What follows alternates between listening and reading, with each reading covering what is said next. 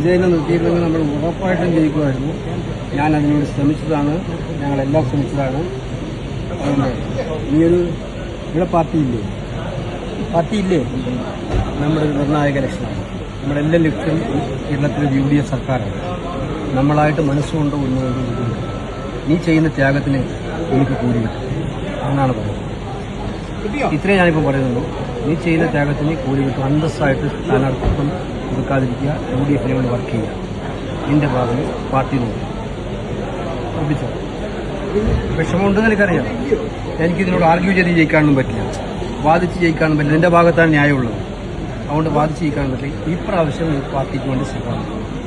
നിന്റെ വിഷമം നമ്മൾ ഭാവിയിൽ തീർക്കും. എനിക്കങ്ങനെ ഒരു വിഷമം ഉണ്ടായത് ഞങ്ങൾ പരിഹരിക്കും. അതുകൊണ്ട് നിനക്ക് അങ്ങനെ മനസ്സിലാവും. നീ ഉദ്ദേശിക്കുന്ന കൊടുക്കാത്ത ഞാൻ നിന്നോട് വളരെ സന്തോഷിപ്പിക്കാൻ പറയുന്നതല്ല, ഈ വാക്കാണ്. ശരി, ജീവനാണ് ഈ പാർട്ടി. അതുകൊണ്ടാണ് പറഞ്ഞത്. എൻ്റെ വീട്ടിൽ എൻ്റെ അപ്പ എനിക്ക് ഇട്ടേക്കുന്ന പേര് സഞ്ജയിക്കാനും എൻ്റെ പെണ്ണെ കിട്ടേക്കുന്ന സോണിയ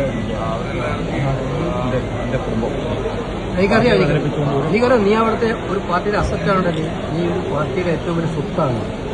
അതുകൊണ്ടാണ് എനിക്ക് പിന്നെ ആ വാർത്ത കണ്ടപ്പോൾ തന്നെ ഞാൻ വിളിപ്പിച്ചത്.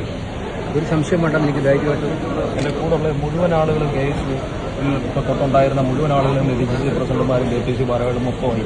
ഇന്ന് ഞാൻ DCC അതിനെല്ലാം പരിഹാരമുണ്ടാകും.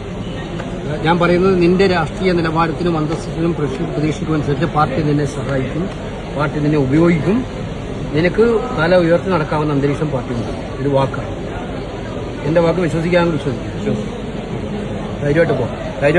അവിടുത്തെ ഒരു സഞ്ജയ് യഥാർത്ഥ മുഖം അങ്ങ് കാണിച്ചു കൊടുക്കും. നീയാണ് പാർട്ടിക്കാരെന്നുള്ളത് മനസ്സിലാവും. അപ്പോൾ എല്ലാവർക്കും മനസ്സിലാവും കേട്ടോ.